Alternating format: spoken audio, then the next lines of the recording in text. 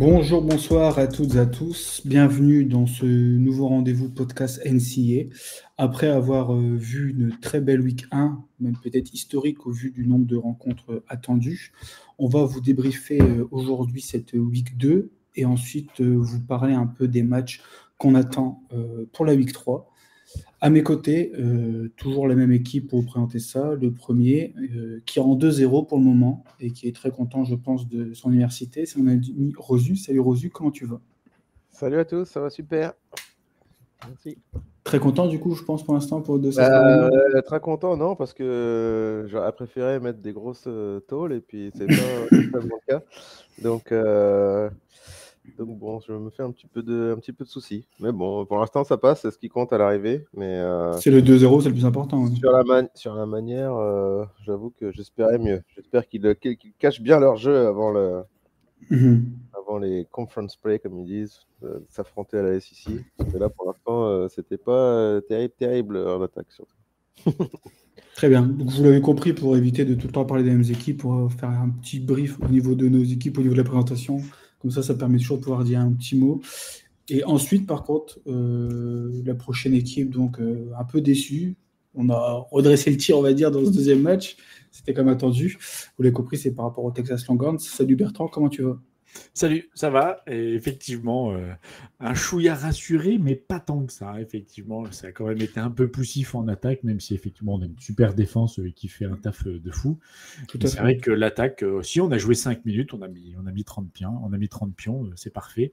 Arch Manning s'est rassuré, mais voilà, il y a encore beaucoup de travail. Enfin, c'était que Saint John State, c'était quand même pas une grosse équipe, c'était pas une petite équipe non plus, mais c'était pas une grosse équipe et c'est un chouïa rassurant, mais voilà. Il faut confirmer ça sur les 2-3 prochaines weeks parce que sinon on va serrer les fesses jusqu'à la fin de l'année. Ouais, d'accord. Après, on a vu de bonnes choses, on a vu de moins bonnes choses et on sait vers quel point il va falloir s'améliorer. Comme tu l'as dit, on se base déjà sur une très bonne défense.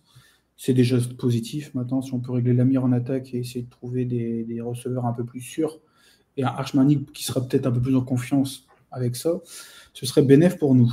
Voilà, donc vous l'avez compris, on a rapidement parlé de nos équipes favorites. À présent, on va commencer dans cette première partie.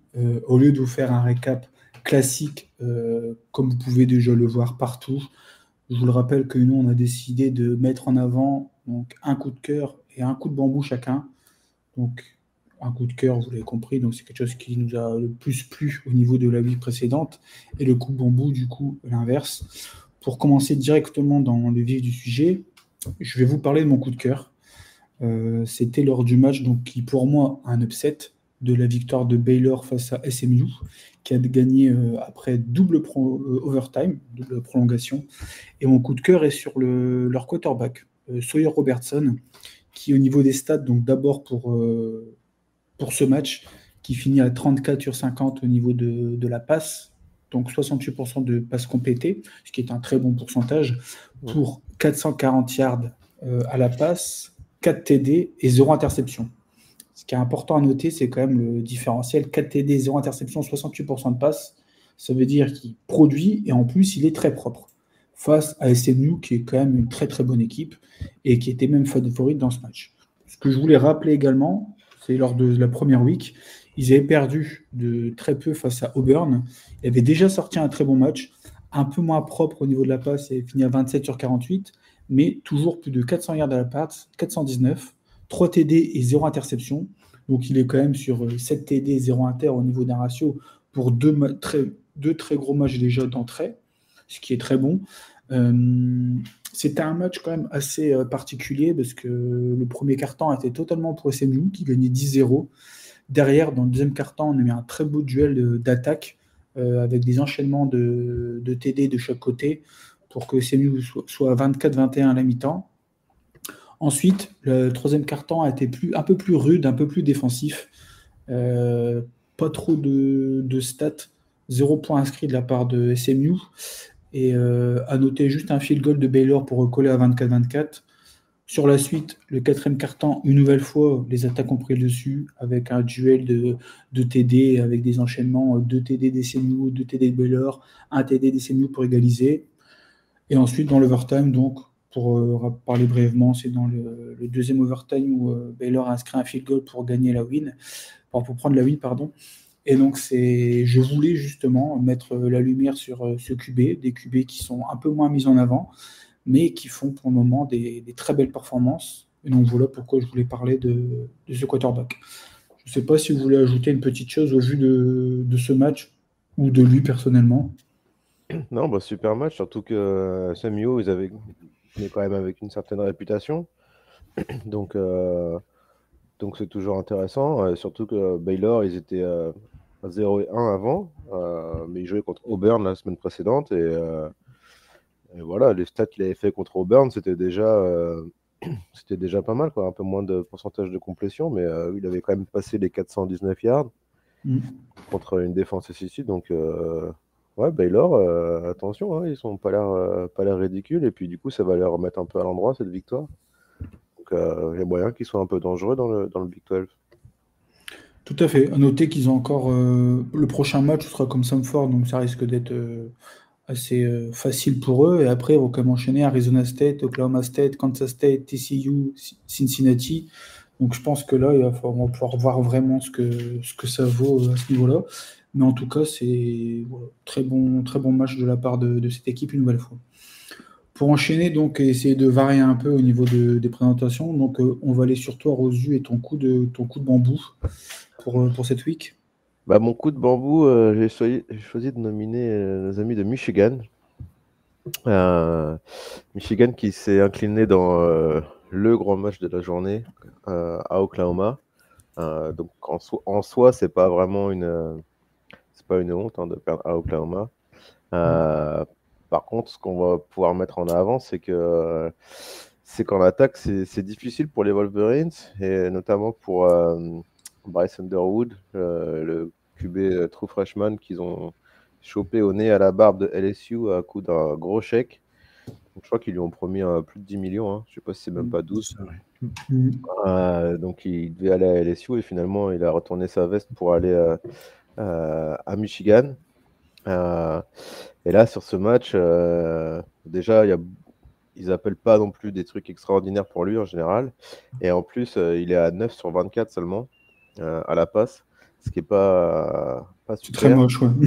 C'est pas super. Et puis en plus, on a vu sur le bord du terrain invectiver parfois certains de ses coéquipiers. Donc attention à ce que ça parte pas en torche assez rapidement du côté de Michigan. Après, bon, ils ont quand même une grosse équipe, même si ils ont concédé des points dans chaque carton. Ils ont aussi quand même le gros running back Justice Haynes qui a encore passé les 100 yards sur ce match avec 125 yards en touchdown. Donc c'est bien pour lui. Mais bon, du côté des receveurs, c'est un peu moins le cas, quoi. Il y a eu un receveur de Laven McCulley qui arrive à 91 yards en 3 réceptions. Donc bon, c'est des passes qui sont des passes assez longues en fait. Et voilà, ils cherchent trop long. Il n'y a pas beaucoup de petites passes pour ces receveurs qui pourraient l'aider. Et par contre, voilà, des passes à moitié en arrière pour le running back sur le côté qui se font prendre. Je pense que Oklahoma, ils avaient bien étudié leurs questions avant et ils ont bien contré cette offense des Wolverines qui débute, hein, c'est normal, c'est un rookie aussi.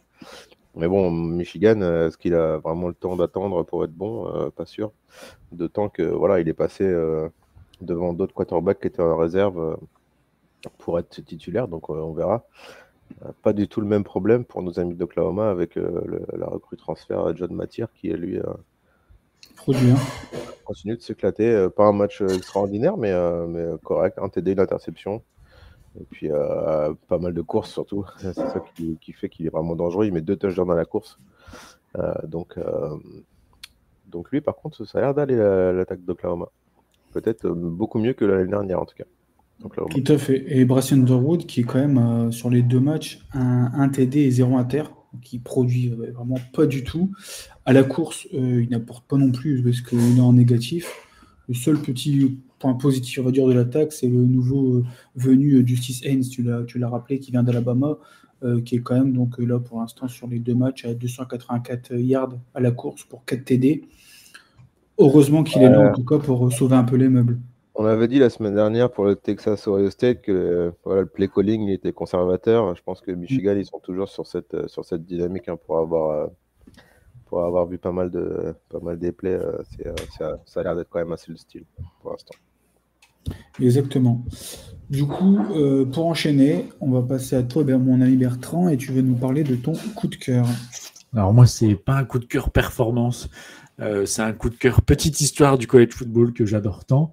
Et on va parler d'un monsieur de 66 ans qui s'appelle Kent Broussard, qui est un fan de LSU, des Tigers de LSU, donc de Louisiane, et qui s'est inscrit cette année à la fac parce que son rêve, c'était de faire partie de l'orchestre, du marching band. Et il a réussi. Il a mis 5 ans à apprendre d'un instrument pour pouvoir passer les tests. Et à 66 ans, c'est un true freshman. Donc, je ne sais pas s'il a 4 ans d'éligibilité ou pas. Je ne crois pas qu'il ait envie d'aller plus loin sur le terrain. Mais voilà, c'est la petite histoire qui, moi, me fait plaisir sur le college football, tout ce qu'il y a autour. Voilà, c'est ce petit folklore de petite histoire. Et voilà, Ken Broussard, voilà, 66 ans, qui reprend la fac juste pour faire partie du marching band, voilà, et qui a participé au match du coup ce week-end et qui a été mis en avant par LSU, et puis il est passé à la télé, voilà, forcément tout fier. Voilà. C'est la quintessence pour moi du college football, ces petites histoires un peu rocambolesques qui sortent un peu de nulle part comme ça. Mais c'est important justement de les relever parce qu'il n'y a pas que les performances et que ce qui se passe sur le terrain. On sait que le college football, c'est un univers à part, justement, par rapport à la NFL. Et de voir justement ces petites histoires, ça vous montre, encore une fois, quel est l'univers du college football. On va pas s'attarder. Il s'est surtout dit qu'il était à la retraite, le mec, et que la saison il avait plus rien à faire. a coûté un peu cher, et il s'est dit, je vais me trouver un bis pour aller voir les matchs de LSU gratos, et voilà, c'est fait. Donc il y en a un qui voit le beau côté romantique de l'histoire, et puis il y a l'autre qui défonce tout totalement, qui pense que c'est juste pour gratter. C'est vraiment pas cool. Enfin, franchement, c'est un bon trip quand même pour le mec. C'est une très bonne idée en tout cas. J'espère qu'il l'a pas fait dans ce sens-là, mais en tout cas, j'espère pas non plus. C'est une très bonne idée de l'avoir fait. Alors, sans transition, je vais vous parler de mon coup de bambou. On y vient. Et c'est surtout un petit warning au niveau d'une équipe. Et plus précisément, c'est de l'attaque de Clemson. Déjà, au vu de la première rencontre, c'était pas flamboyant. Après, c'était face à LSU. Mais bon, marquer 10 points face à LSU, c'est quand même très peu, en ayant mis 0 TD à la passe et un seul TD à la course. J'ai plus les stats sous les yeux de Klubnik, mais on en reviendra par la suite. C'était pas fameux. Pour cette week 2, alors attention, parce que là, ça n'a rien à voir. C'était face à Troy. La première mi-temps est catastrophique. À la mi-temps, ils perdent 16-3. Ils ont inscrit un seul field goal dans cette première mi-temps. Au vu de toutes les attaques qu'ils ont eues, ils ont punté 3 fois, ils ont fait un fumble et une interception. Donc ça montre vraiment la complexité et le mal qu'ils ont en attaque, alors que moi, justement, je voyais Clemson comme un des prétendants au titre, et surtout Klubnik comme un des potentiels prétendants au Heisman Trophy. Pour ses stats, j'ai ses stats au niveau des 2 matchs, donc il est à 426 yards, donc sur 2 matchs. Je vais rappeler les stats de notre ami Sawyer Robertson juste avant, c'était 400 par match. Lui, c'est 400 sur les 2 matchs. Il y a 2 TD, 2 interceptions, 3 sacs. Donc ça montre un peu qu'il y a eu une petite problématique à ce niveau-là. J'ai quand même voulu ressortir 2 satisfactions pour ne pas parler que de mauvaises choses au niveau de Clemson. C'est le wide receiver Wesco Jr. qui a 11 réceptions, 184 yards et 2 TD sur ces 2 matchs. Et le running back Randall qui a 26 courses pour 128 yards et 2 TD. Je ne sais pas si jamais vous avez envie de réagir un peu sur ce que vous pensez justement de cette attaque de Clemson. Est-ce qu'ils sont justement, ils doivent faire attention et vite réagir, ou alors est-ce que c'est des choses qui arrivent? Eh ben, je vais commencer. Moi, je suis effectivement très très surpris du niveau de Clemson. Hein, on en parlait comme des prétendants au titre. Mm. Et enfin, quand on avait fait la preview, hein, vraiment, on disait que c'était des championship contenders. Enfin, ils étaient là, pas pour rigoler et tout. Et alors, je sais pas si le premier match contre LSU a modifié des têtes. Et il y a quelque chose qui va pas. Je sais pas quoi, mais effectivement, il y a quelque chose qui va pas. Alors, effectivement, tout n'est pas acheté, on est bien d'accord. Mais je m'attendais à ce qui marche un peu sur tout le monde. Là, ils ont quand même. Enfin, c'était Troy en face, c'était quand même pas. Ah, on n'est pas sur quelque chose d'exceptionnel normalement. Et ça finit à 27-16. Enfin, c'est poussif. Et en sachant qu'à la mi-temps, ils perdent. Hein. Donc, 16-3. voilà, ils se réveillent en deuxième mi-temps, mais première mi-temps, ils perdent. Quoi. Donc, voilà, je ne sais pas ce qui se passe à Clemson, mais effectivement, il faut tirer la semaine de l'alarme. S'ils veulent vraiment aller loin, il va falloir remettre les choses sur les bons rails, parce que ça me paraît plutôt mal parti. Si on veut justement rester positif pour eux, c'est que dans cette deuxième mi-temps, ils ont concédé 0 points et ils ont scoré justement comme il faut en deuxième mi-temps. Qu'est-ce que ça va leur donner un élan pour la suite? On s'attend quand même à ce que athlétiquement, ils soient quand même bien supérieurs à Troy, avec les athlètes qui sont capables d'avoir. Moi, j'étais dans les travées du stade Williams-Brice, South Carolina. En plus, on avait un weather delay, donc on a eu 2 heures à attendre un peu bêtement que l'orage passe. Et vous voyez le score de Troy qui menait 16-0 à Clemson. On s'est dit, oula, finalement, bon, c'est peut-être une bonne soirée malgré la pluie. Et bon, finalement, ils sont revenus, mais c'est vrai que c'est dangereux. Et puis attention, parce qu'en week 3, en plus, ils affrontent Georgia Tech. Georgia Tech qui a fait un match solide à Colorado, qui sont allés battre. Ils ont disposé assez facilement de Gardner Webb. Eux, par contre, j'ai l'impression que Georgia Tech, ils sont un peu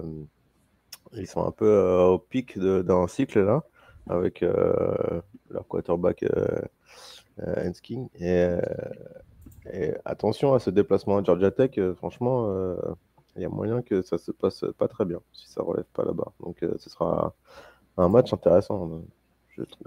Le problème, c'est ça, c'est que du coup, au vu des performances qu'on a vues pour le moment, les cartes sont redistribuées. Avant le début de la saison, on voyait tous Clemson en haut. On les voyait, moi personnellement, déjà marcher sur à peu près tout le monde au vu de leur calendrier. Là, au final, on commence à se dire, Georgia Tech, il va falloir faire attention. Bon, alors après, ça va être Syracuse, North Carolina, Boston College, et SMU. Ça peut devenir maintenant un peu plus compliqué au vu de ce qu'ils ont prouvé. Duke, Florida State, qui ont montré aussi de très bonnes choses. Et ils terminent en plus par South Carolina. Donc on verra comment ça va se passer pour eux, mais pour le moment, c'est un peu décevant de leur part. Parfait. Donc là, normalement, logiquement, si je ne me trompe pas, on va arriver à ton coup de cœur, Ozu. Ouais, bah, mon coup de cœur de la semaine, c'était pour Mizzou, qu'on n'attendait pas franchement au top. Hein, dans la SEC, ils étaient un peu mis au rencard. Et je pense que c'était un peu rapide, en considérant que bon, le premier match, ils ont disposé de Central Arkansas, ils leur ont mis une dérouillée. Voilà, mais là, ils jouaient contre Kansas dans une rivalité géographique, c'est deux États qui se touchent. Et donc, voilà, on attendait pas mal de ça. La semaine dernière, j'avais dit justement que Kansas, ils avaient fait un match propre, solide, euh, en week 1, avec leur quarterback Jalen Daniels, qui est franchement pas mal. Et là, ils étaient déplacés donc à Missouri. Et je trouve qu'ils ont plutôt joué correctement, Kansas.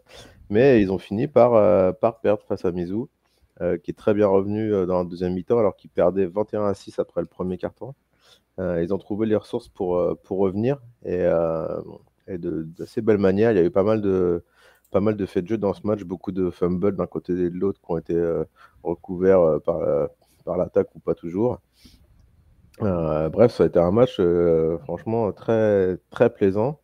Et puis notre ami Beau Priboula, transfert de Penn State, bah, il assure le gars quand même. Et là, sur ce match-là face à Kansas, donc une équipe qui est quand même prétendante en Big 12. Il fait 30 sur 39 à la passe, 334 yards, 3 touchdowns, 0 interception, donc propre. Et voilà, il court un peu aussi, donc il a fumble d'ailleurs sur une de ses courses, mais bon, globalement, il a l'air de quand même pas mal. En tout cas, l'attaque de Mizzou, ça envoie pas mal la sauce. Et la course aussi, hein, ils ont 2 running backs qui sont au-dessus de 100 yards. Il y a eu des grandes courses, donc évidemment, ça sert pour les stats. Mais bon, Jamal Roberts, 13 portées, 143 yards et un touchdown. Ahmad Hardy, 25 portées, 112 yards. Donc les deux, pas mal, hein. Bon, ils finissent justement à la fin avec un long running touchdown tout à la fin du match pour assurer le score. Mais en tout cas, ils sont bien revenus. Ouais, attention à Mizzou, South Carolina qui se déplacera bientôt chez eux. Et ben, franchement, ce ne sera pas une partie de rigolade. Tout à fait. Encore important à noter un QB avec un nom très sympa et avec une très belle ligne de stats. On dirait que dans ce début de saison, c'est à la mode d'avoir un beau nom et d'avoir des belles stats. Et comme tu l'as dit, c'est important, on le rappelle, d'avoir un très bon duo de running back pour pouvoir performer sur le long terme. Et Mizzou, c'est exactement ce qu'ils ont. Ils démarrent avec un très beau 2-0, avec un premier match qu'il fallait prendre, un deuxième match face à un Kansas, comme tu l'as dit, qui avait prouvé. Derrière, ils vont se retrouver face à Louisiana, qui, je pense, pourrait être du coup un petit 3-0 pour eux entamer cette saison. Et gagner 3-0 avant d'aller à South Carolina, ça peut être pas mal. Ils reçoivent South Carolina. Ils reçoivent en plus. C'est encore mieux pour eux. Parce que derrière, au vu du calendrier, après, ils vont quand même encore jouer Alabama, Auburn, Texas A&M, Oklahoma, Arkansas. Donc il reste quand même des gros matchs. Mais pour le moment, ils font le taf et ils démarrent plutôt bien. Ouais, Pour ouais. ouais. Je pense qu'ils seront sérieux cette année. Hein. À mon avis, Mais je pense que, alors j'ai plus du tout en tête, mais il me semble qu'on les avait mis quand même assez corrects cette saison. Alors peut-être pas ouais. tout en haut de l'affiche, mais je crois qu'on les avait mis plutôt bien. Ce serait bien de faire un petit point justement. On fera peut-être un petit point à mi-saison. On essaiera de voir un peu de ce qu'on avait pu parler pour justement reprendre un peu nos pronos et vous reproposer un petit peu en fonction de ce qu'on a vu, etc. On verra comment on peut vous alimenter ça. Sinon, pour enchaîner et terminer donc sur notre petit récap, Bertrand, c'est à toi du coup de nous parler de ton coup de bambou. Oui, mon coup de bambou. Le fameux coup de bambou, et notamment pour le staff des Florida Gators. Voilà, j'ai un match difficile pour eux, on les attendait. Il y a eu un play calling. Moi, j'ai regardé le match avec attention parce qu'effectivement, pour moi, c'était un très beau match. Alors, hyper défensif, effectivement, mais ils se sont fait éteindre. Alors, il y a 2 petits calls litigieux qui fait refuser 2 TD. Je pense qu'ils n'ont pas forcément aidé. Mais sur ce match-là, ils ne marquent qu'un seul touchdown et ils perdent d'un field goal à la dernière seconde, 18-16 à domicile chez eux, à The Swamp. USF, pardon, les South Florida Bulls, on les attendait pas forcément trop. Ils sont en train de nous montrer des trucs auxquels on s'attendait pas forcément. Mais de là à aller surprendre le rival, c'était hyper surprenant. Et puis voilà, ces appels, Billy Napier est déjà un petit peu sur la sellette, on a l'impression. Sur Twitter, en l'occurrence, ça commence déjà à demander il faut le foot dehors, combien ça va coûter et compagnie. Enfin, voilà, on connaît les réactions exagérées des collèges de college football. Mais c'est vrai que là, il était déjà un peu sur la sellette l'année dernière. On part sur le même style de jeu. DJ Lagway qui a du mal à enchaîner. Ça finit sur des field goals et puis ça se fait surprendre. À la fin, c'est pour les Gators, je trouve aussi inquiétant. Il va falloir remonter la barre très très rapidement, sachant que le prochain match c'est contre LSU. Alors, à mon avis, ça va être très, très compliqué pour eux. Et puis, ils enchaînent Miami, Texas A&M, Georgia, Ole Miss, Tennessee, Florida State. Ils ont un schedule un peu compliqué cette année. Et il va falloir qu'ils montrent d'autres trucs parce que s'ils se font déjà prendre par South Florida, je pense que LSU, la semaine prochaine, ça risque d'être très, très difficile pour eux. Tout à fait. Vas-y, tu voulais ajouter quelque chose, Rosu ? Ouais, il y a eu même un communiqué déjà de la fac de Florida pour dire qu'il maintenait Billy Napier en 2025. Donc, comme Au quoi, bout du deuxième match. comme quoi il y a de la pression. Et en plus, Florida, franchement, je pense que c'est eux qui ont le calendrier le plus dur de toute la NCAA. Donc bon courage à eux. Dommage, South Carolina ne les rencontre pas cette année. Mais je pense qu'ils vont galérer quand même sévère si les matchs. Je pense que c'était le match le plus facile de leur calendrier. S'ils le laissent filer, ça va être très très compliqué pour eux. Et DJ Lagway, pareil, hein, on l'attendait, on nous l'avait vendu. Pour l'instant, c'est pas extraordinaire. Donc attention à eux. Et puis sur le Florida, on en reparlera pour un peu plus tard. Les previews, mais attends, c'est bien en tout cas. Oui, grosse surprise. Hein. Tout à fait. Pour en revenir sur les Gators, et justement, ce que vous avez dit déjà pour commencer pour le calendrier, ils enchaînent quand même LSU, Miami, Texas A&M, Mississippi State, Georgia, Kentucky, Ole Miss, Tennessee, Florida State. Donc, les 2 matchs les plus faciles, c'est les 2 premiers matchs qu'ils ont eus, et ils sont à 1-1. C'est ça. Donc, il va falloir se réveiller rapidement, parce qu'au vu du calendrier qu'ils ont, je pense que ça risque d'être une saison assez longue pour eux. Et pour rappeler brièvement, donc, pour l'instant, pour DJ Lagway, parce qu'il ne faut pas oublier qu'il nous l'avait un peu vendu comme top 5, top 10 QB cette saison, un peu à l'image de Club League pour l'instant, qui ne montre pas grand-chose. Il est à 340 yards en 2 matchs, du coup, à la passe. Le premier match, il n'a pas joué le match totalement, hein, au vu de la rencontre. La physionomie. C'est facile, ouais. Voilà. Mais il a 4 TD, 1 à terre et il s'est fait sac 2 fois.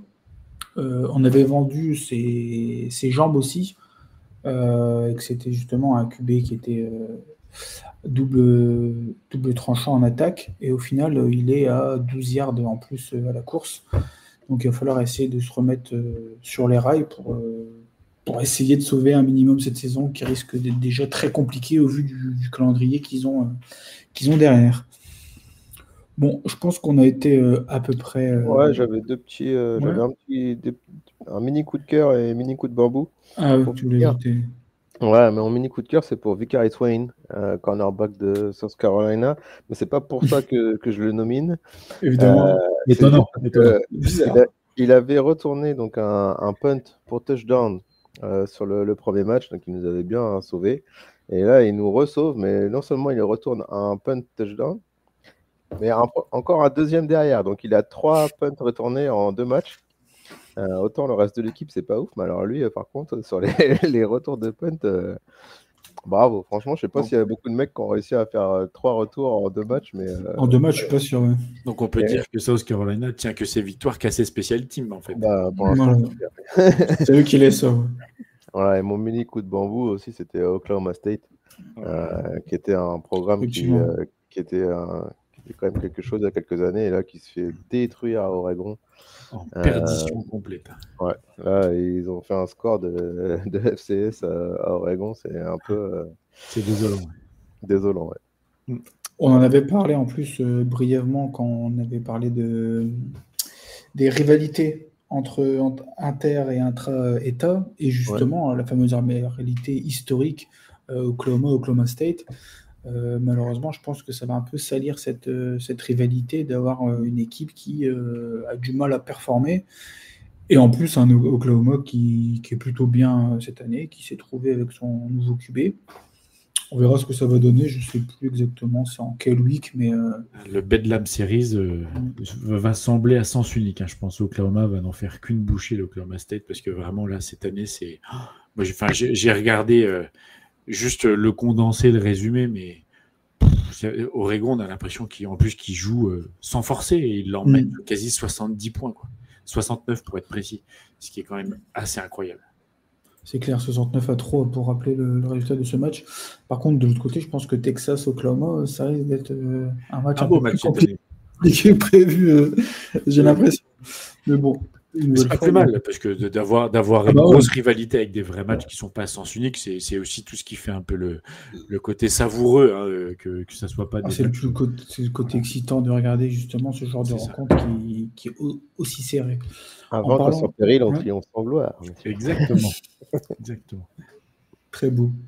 Justement, en parlant de matchs serrés, de rencontres serrées, on va dans cette deuxième partie vous parler un peu des previews et donc du coup de 3 matchs que nous avons décidé de vous sélectionner pour la week prochaine, donc la week 3. Et en commençant dans l'ordre chronologique, il me semble que c'est Tennessee qui accueille Georgia. Donc c'est Tennessee qui est actuellement 15e du classement et Georgia qui est 6e. C'est un match qui est annoncé très serré, avec, au vu des bookmakers, un petit avantage pour Tennessee. Je suppose que c'est parce qu'ils sont à domicile. Parce que personnellement, j'aurais peut-être donné un petit avantage pour Georgia. Mais bon, ça risque d'être un match quand même assez serré, avec 2 équipes qui ont pour le moment fait le taf de chaque côté en gagnant, en étant tous les deux à 2-0.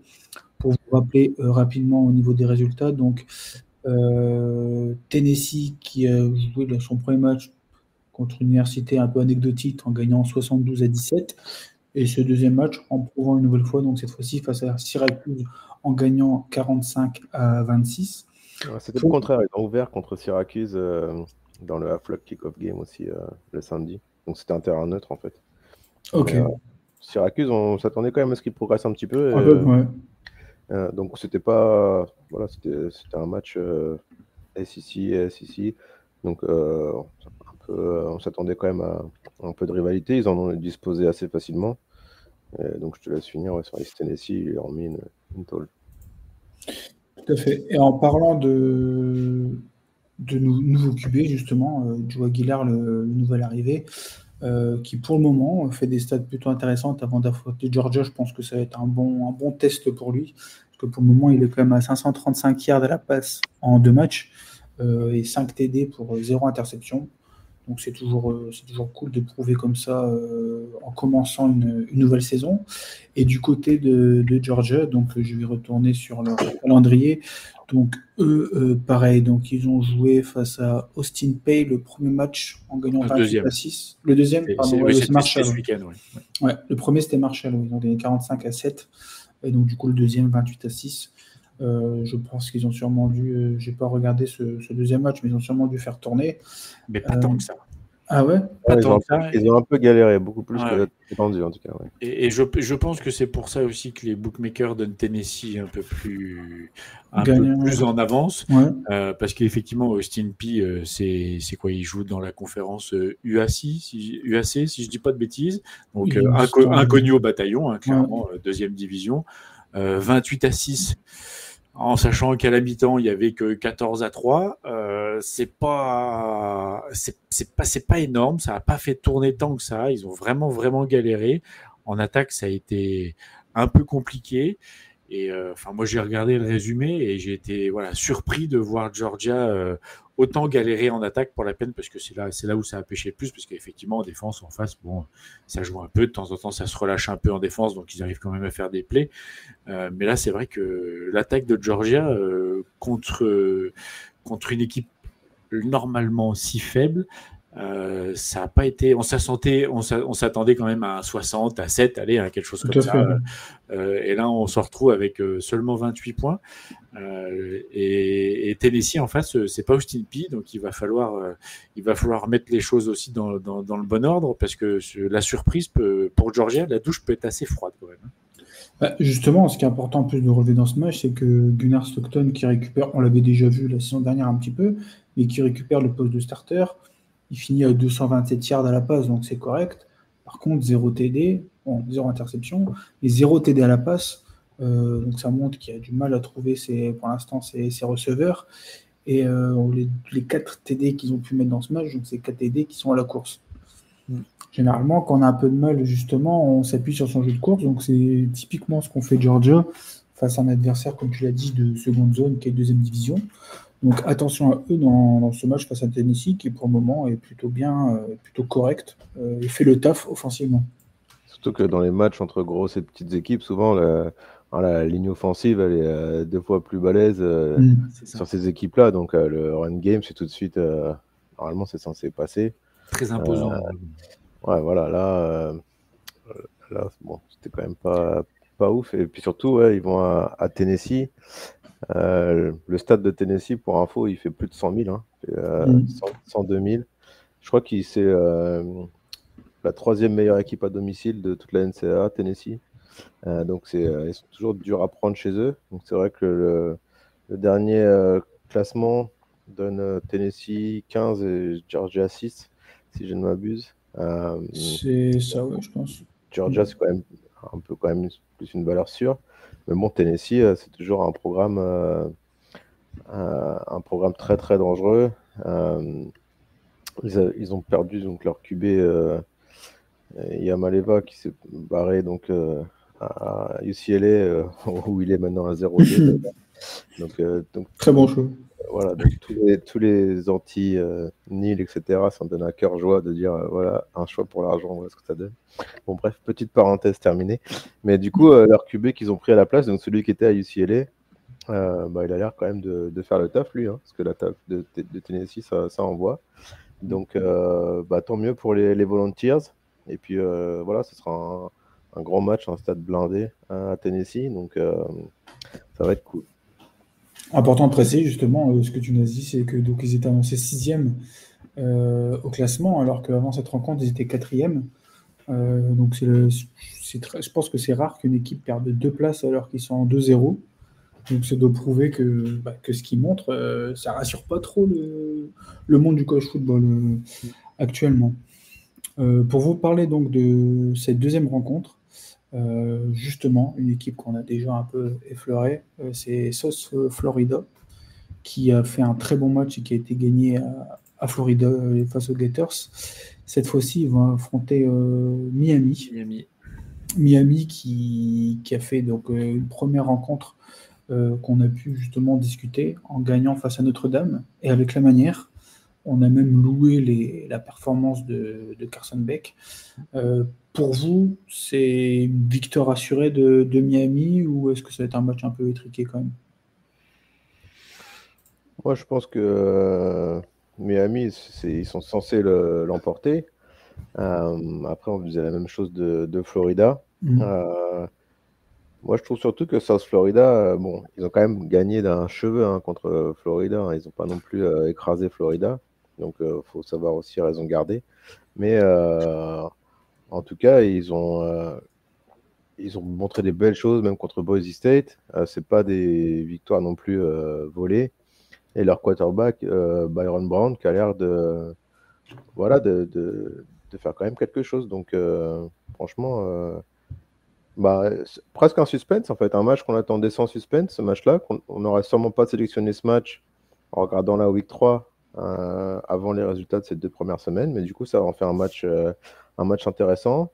Il y a peut-être moyen aussi que pas mal de supporters des Bulls se déplacent à Miami. Donc bon, ça va être sympa, je pense. En tout cas, ils ont une chance de faire quelque chose. Et puis s'ils le font, là, par contre, ça va devenir la success story de l'année parce que c'est vraiment les 3 premiers matchs de leur calendrier, c'était de loin les plus durs. Donc, eux, s'ils passent contre Miami, et même s'ils perdent de pas beaucoup derrière, ils sont clairement candidats du groupe of 5 pour les playoffs, en tout cas, pour l'instant. Et toi, Bertrand, du coup, qu'est-ce que tu en penses? Est-ce que c'est un match facile? Oui. Alors, facile, non, clairement pas, parce que Florida s'attendait à un match facile et ça l'a pas été. Sauf Florida, je pense que c'est les outsiders parfaits qui n'ont pas grand-chose à perdre, qui sont en train de surprendre un peu le monde du college football. Même eux, je pense qu'ils ne s'attendaient pas à avoir autant de possibilités aussi rapidement. Miami, ça va pas être simple, même s'ils jouent chez eux. Je pense qu'il faut pas se laisser surprendre. Il faut vraiment pas y aller la fleur au fusil en disant on est supérieur. Et puis ça reste une rivalité. Hein. Ils se battent du coup pour savoir qui est le patron de la Floride. Hein. Donc il y a quelque chose. Ça va être un beau match. South Florida, il montre des belles choses. Miami, hein, clairement. Ça montre de très belles choses. Il va y avoir un duel de QB éloigné comme ça qui va être assez sympathique. Ils ont à peu près pas tout à fait les mêmes stats, mais en termes de yards, ils ont à peu près les mêmes choses. C'est une rencontre qui, statistiquement, est complètement pour Miami, mais qui, à mon avis, va rester ouverte et qu'il faut pas les prendre à la légère. Non, et puis c'est vrai que Miami, ils ont fait une bonne impression jusqu'à maintenant, mais South Florida aussi, hein, c'est du football solide. C'est l'air d'une équipe qui est bien, qui est plus limitée, mais qui tire le maximum de son effectif. Donc à Miami de ne pas tomber dans le piège. Mais bon, après ce qu'ils nous ont montré jusqu'à présent, voilà, on espère qu'ils devraient quand même être dominants sur ce match. Bon.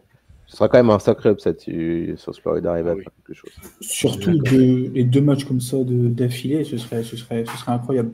Mais comme on vous l'avait évoqué lors de justement notre podcast Rivalité, on n'a pas eu l'occasion de faire la suite des régions, mais vous l'avez bien compris, quand c'est des équipes du même état, la rivalité, c'est un autre match. Ça prend des ampleurs différentes.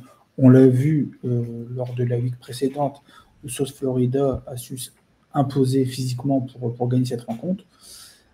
Je pense que ça peut être un match qui risque d'être à peu près du même calibre au niveau de l'intensité. Ils ne jouent pas pareil face à un Miami que face à une autre équipe. On le sait. Maintenant, de là à faire un second upset la week suivante et de l'emporter une nouvelle fois, je pense que ça risque d'être un peu compliqué pour eux. Mais sinon, c'était important, je pense, de parler de South Florida et de leur début de saison, en ayant battu Boise State et Florida en week 1, week 2. Comme tu l'as dit, c'est Miami donc ensuite, et après, c'est un peu plus facile. Et logiquement, des rencontres qui sont à peu près à leur portée. À part peut-être North Texas, il faut voir ce que ça va donner. Et derrière, ça risque d'être assez cool pour eux. En attendant, ce sera toujours intéressant de voir un peu le reste de la saison pour eux. Le prochain match du coup qu'on va vous évoquer, et donc c'est un duel d'équipes classées. Donc ça va être Texas A&M face à Notre-Dame. Texas A&M qui est 16e actuellement et Notre-Dame qui est 8e. Notre-Dame qui a pour l'instant joué qu'un match justement face à Miami qu'on vient de vous parler, avec une étonnante défaite où on avait vu, je pense qu'on était à peu près tous d'accord pour quand même donner Notre-Dame gagnant face à Miami. Et on était étonné de voir ce que Miami a pu surtout produire offensivement et le match qu'a pu faire Carson Beck. Dans cette rencontre, on a Texas A&M qui sont en 2-0 avec 2 victoires, j'ai envie de dire logiques, face à deux adversaires un peu plus bas. À portée, on va dire. Voilà, à leur portée, c'est le bon terme. On a gagné à peu près avec 20 points d'écart les 2 matchs. Là, cette fois-ci, face à Notre-Dame, c'est autre chose, qui est quand même, on rappelle, l'ancien perdant, l'ancien finaliste et qui a perdu en finale face à Ohio State. Pour ce match, du coup, je vais demander d'abord à toi, Bertrand, qu'est-ce que tu en penses du coup de cette rencontre? Est-ce que c'est un match victoire assurée pour Notre-Dame? Est-ce que ça va être un peu plus serré que prévu au vu de leur première rencontre face à Miami? Alors, moi, sur le papier, effectivement, je vois Notre-Dame supérieure, enfin, sur la ligne, sur plein de choses, ils sont supérieurs à Texas A&M. Mais bon, Texas A&M, ils sont sur une très bonne dynamique, ils ont la confiance, ça joue beaucoup à ce niveau-là. Notre-Dame, ils ont perdu leur premier match alors que tout le monde les donnait vainqueurs. Ils vont avoir quelque chose à prouver, mais dans leur tête, c'est eux qui ont la pression, c'est pas Texas A&M du coup. Et ça, forcément, c'est pas forcément très simple à gérer. On avait parlé de la problématique entre guillemets du quarterback qui était quand même tout jeune, qui commençait seulement. On voit que c'est ce qui pêche le plus à Notre-Dame. Donc, moi sur le papier, je vois Notre-Dame gagner. Il joue à domicile, ce qui est quand même pas simple non plus d'aller jouer à Notre-Dame. Ça reste un gros stade avec une grosse ambiance aussi. Mais voilà, les Aggies, même si je les aime pas, on est d'accord, c'est des rivaux directs des Longhorns et forcément il y a cette rivalité qui fait qu'on s'aime pas trop. Ça reste, enfin ils montrent des belles choses cette année, ça produit. Leur QB il est déjà à 7 TD quand même en 2 matchs, c'est pas rien. Alors même si effectivement il passe 40 points à chaque fois À chaque fois, c'était des équipes qui n'étaient quand même pas du niveau de Notre-Dame. Donc, pour moi, la marche pour Texas A&M va être un tout petit peu trop haute. Et puis, voilà, Notre-Dame va avoir à cœur de montrer que d'avoir trébuché la première marche, c'était juste une erreur et qu'ils vont vite reprendre le dessus. Bah, comme tu l'as évoqué, c'est sûr que pour un CJ Carr de démarrer, de se prendre Miami et Texas A&M derrière, bon, ça lui permet de rentrer directement dans le grand bain, j'ai envie de dire. Il est un peu pris à froid, hein, quand même. Ouais, exactement. Et en plus de ça, je pense que ce qui est important aussi à relever, c'est qu'il y a des joueurs qui vont devoir justement prouver au vu de ce deuxième match. J'attendais beaucoup du duo de running back Jeremiah Love, qui pour moi était le run numéro 1 de la ligue, et Jadarian Price, qui en fait pour l'instant un premier match j'ai Moyen. envie de dire moyen, ouais. Ouais, moyen. Est-ce que produire 30 yards pour Jeremiah Love sans TD et Price 45 yards sans TD non plus?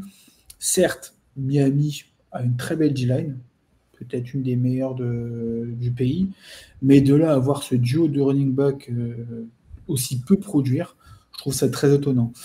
Qu'est-ce que tu en Surtout que c'était la force de Notre-Dame, justement, de Bah dire ouais. on a une grosse offensive line. On l'avait dit aussi dans la preview, hein, que c'était une des plus grosses offensive lines du college football et du pays.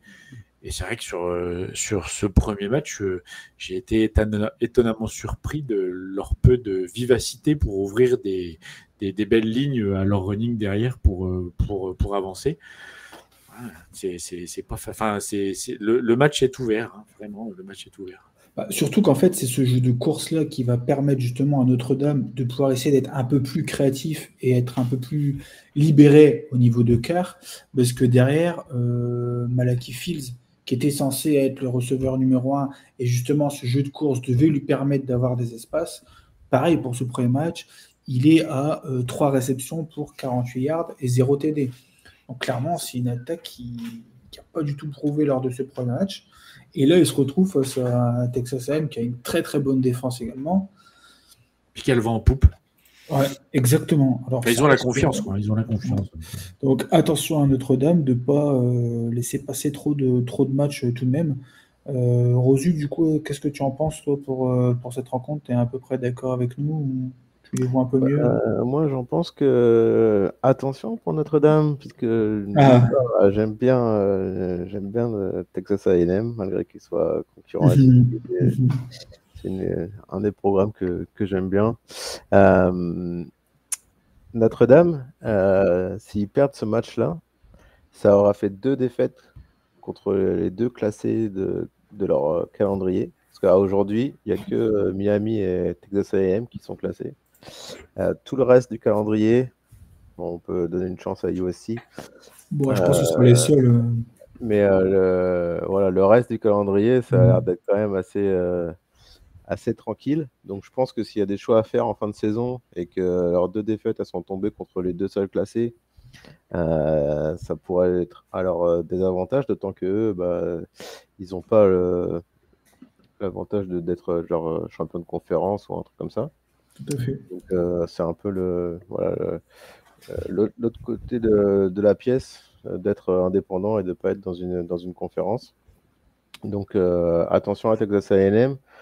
Texas A&M qui joue avec son quarterback Marcel Reed, qui était true freshman l'année dernière, donc qui avait pris la place de Connor Wegman en milieu de saison. Dans un super match d'ailleurs, contre LSU, il me semble bien. Et du coup, lui, il fait des stats pas mal en tout cas en ce début de saison, que ce soit à la passe et à la course. Ils ont récupéré Casey Conception de NC State en tant que receveur. Par exemple, sur le dernier match, il met 2 touchdowns. Hein. C'était franchement des top receveurs sur le portail. Donc, en tout cas, ils ont l'air de bien l'utiliser. Et puis la défense de Texas A&M, c'est toujours solide. Hein. L'année dernière, ils ont envoyé 2 gars, je crois, au premier tour. Donc, très difficile. Est-ce qu'avoir un bye week après une défaite, est-ce que c'est vraiment un avantage?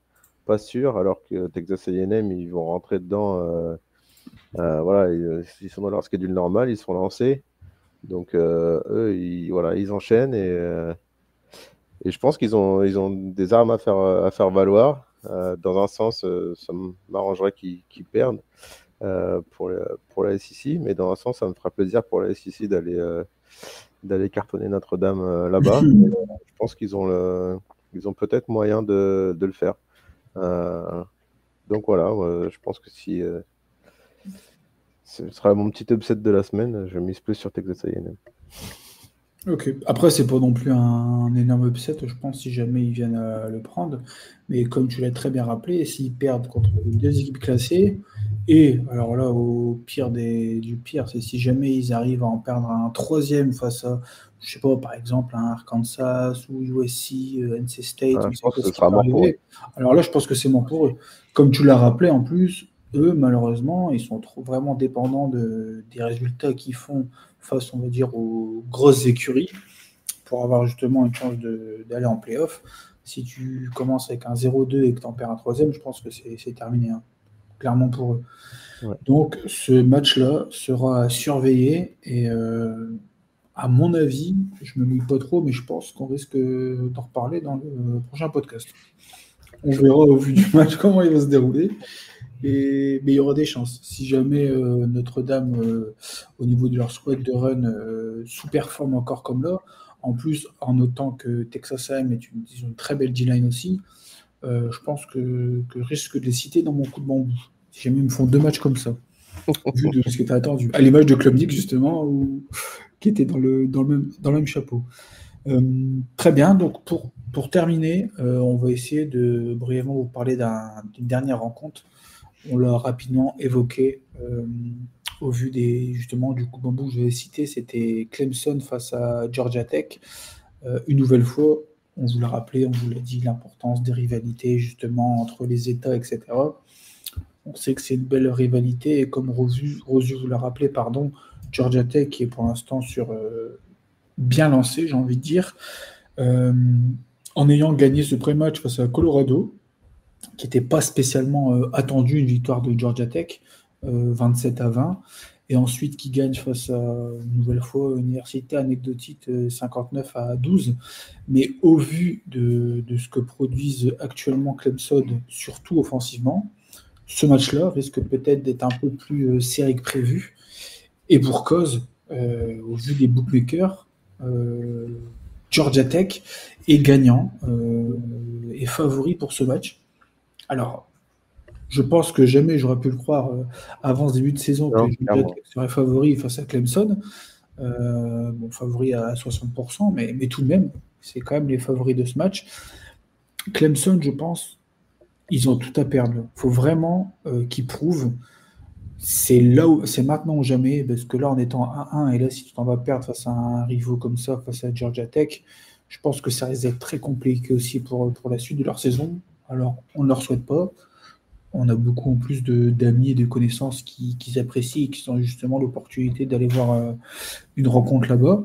J'espère que leur saison va enfin, j'ai envie de dire que leur saison va enfin démarrer dans ce match face à un rival où ils vont prouver, ils vont montrer que ce qu'ils ont pu montrer en deuxième mi-temps face à Troy, c'est le nouveau visage qu'ils ont envie de montrer offensivement et de produire, que ce soit à la course, à la passe. Klubnik de se remettre dans le droit chemin s'il a envie de remontrer qui est sa place dans le top 5 des QB actuellement. Pour vous, j'ai envie de vous poser la question. Je vais d'abord demander à toi, Rosu, comme tu es directement impacté par cette région. Qu'est-ce que tu en penses? Ça va être un upset de Georgia Tech? Enfin, upset, non, parce qu'ils sont favoris. Donc, est-ce que ça va être une victoire logique de Georgia Tech au vu que de ce que montre Clemson? Ou Clemson va se réveiller dans ce match? Ben, j'espère que les Yellow Jackets font quelque chose de bien. En tout cas, ce qui me concerne, je serai supporter des Yellow Jackets. Surprenant. Mais bon, à part ça, sinon, j'ai pas vraiment euh,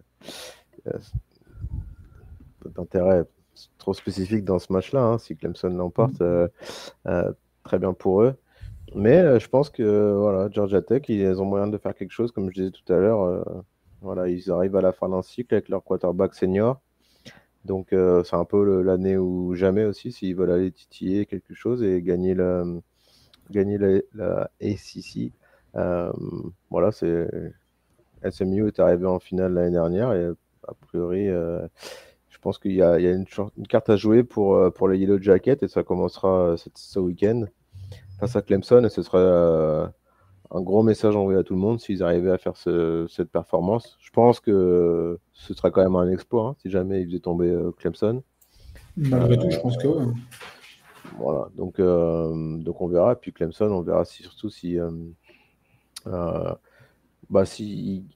il reste une équipe soudée ou si ça commence déjà à partir un petit peu en cacahuète. Là, je pense qu'ils se sont un peu fait peur au match d'avant, mais bon, ils ont quand même su retourner complètement les débats. Donc, je tire pas encore la sonnette d'alarme pour Clemson. Mais en tout cas, il faudra faire attention, sachant que le quarterback de Georgia Tech, Haynes King, il est surtout déjà donc c'est un bon quarterback globalement, mais en plus il est surtout connu pour être très fort avec ses jambes. Et ils l'ont complètement reposé sur le dernier match. Donc s'il arrive frais, est-ce qu'il l'avait reposé parce qu'il était peut-être un peu pas bien, je ne sais pas, mais si en tout cas il arrive à 100% de ses capacités avec lui d'avoir une semaine de repos un petit peu, ça peut lui faire que du bien. C'est un senior, donc lui, c'est pas l'expérience dont il a besoin. C'est plutôt d'être en top D'être forme. 100%. Ouais, donc lui, attention parce que c'est quand même un quarterback un peu atypique et donc il fait en général du dégât parce qu'il n'y a pas beaucoup moyen de s'entraîner contre ce genre d'offense. Donc c'est toujours un peu surprenant, même si on connaît le gars, le fait quand on l'a en vrai, c'est autre chose. Donc attention à lui. Et voilà, match serré. Et en tout cas, il y a le motif d'espoir pour Georgia Tech. Donc toi, tu voudrais une victoire de Georgia Tech et tu vois Clemson quand même l'emporter? Ouais, plutôt, ouais. Plutôt, ouais. Je pense aussi à ce niveau-là. Et donc, du coup, pour toi, Bertrand, tu en penses cette rencontre? Moi, je serais supporter de Clemson. Je serais quand même pas bien toute la semaine, hein, clairement. Je pense que c'est le match de toutes les peurs pour eux, parce que les conséquences d'une défaite, pour eux, elles peuvent être dramatiques, hein, vraiment dramatiques. Clairement, s'ils perdent contre Georgia Tech, je pense que les playoffs, on peut dire au revoir, quasiment. S'ils perdent contre Georgia Tech, c'est pareil. Aller chercher la SEC, c'est compliqué, parce qu'après, il va falloir taper Florida State, qui sont un peu en ce moment un peu le vent en poupe. Après, il faut aller taper South Carolina en fin de saison. Et puis, il faut aussi finir, enfin en tout cas battre les Hurricanes dans les SEC. C'est la défaite là cette semaine pour eux, elle est interdite, clairement interdite. Sur le papier, je les pense toujours plus forts que Georgia Tech. On est d'accord. Comme l'a dit Rosu, ça va être difficile de défendre contre eux. Et ils nous ont montré qu'on n'était pas forcément très rassurés par leur défense, justement. Donc, Haynes King, qui, s'il arrive frais, effectivement, je rejoins ce que dit Rosu, là, il a fait un gros match contre Colorado. Il s'est dit, allez, c'est bon, on joue contre une équipe de seconde zone, on fait jouer le suivant. Comme ça, j'emmagasine un petit peu de fraîcheur. S'il arrive à fond, ça peut faire des ravages. Ça peut vraiment faire des ravages. Et Clemson, est-ce qu'ils sont, avec ce qu'ils nous ont montré en l'état, en capacité d'endiguer une équipe qui a ce genre d'attaque, j'y mettrai pas ma main à couper, hein, clairement pas. C'est ça surtout, c'est comme on l'a dit avant, c'est que les cartes sont redistribuées parce qu'au vu de ce qu'ils ont montré pour le moment, un match contre Georgia Tech, la preuve, ils ne sont pas favoris pour ce match. Derrière, tu joues SMU, Florida State, South Carolina, tu peux ne pas être favori aussi dans ce genre de rencontre. Et c'est vraiment ce qu'on n'attendait pas au début de saison. Moi, je les voyais tout en haut et même prétendantes claires au titre en fin de saison. Donc, à voir. J'espère que ça va être un match où justement ils vont pouvoir se remettre sur de bons rails et enfin lancer leur saison, j'ai envie de dire.